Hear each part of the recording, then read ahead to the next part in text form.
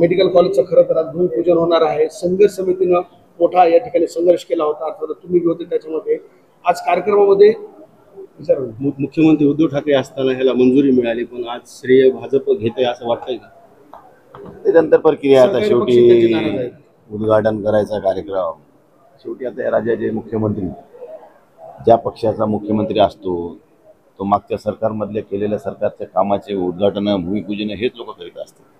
इथं आमचं जरी सरकार असतं त्यांनी काही निर्णय घेतलेले असतात आमचं सरकार बी करतोय, पण दुर्दैव ह्या गोष्टीचं आहे की आज मेडिकल कॉलेजचं उद्घाटन असताना कुठल्याही प्रकारची चर्चा किंवा ज्या लोकांनी हे आंदोलन करून हे कॉलेज मिळवलंय त्यांना कोणाला तरी बोलवणं, त्या समितीच्या लोकांना विश्वासात घेणं ही काही प्रक्रिया नाही। इथं काय चाललंय, पालकमंत्री बोर्डीकर आणि भाजप असं एवढंच काम आहे। भाजपमध्ये दुसरे नाहीत, फक्त बोर्डीकर आणि भाजप अशा स्वरूपाची ही प्रक्रिया चालू आहे।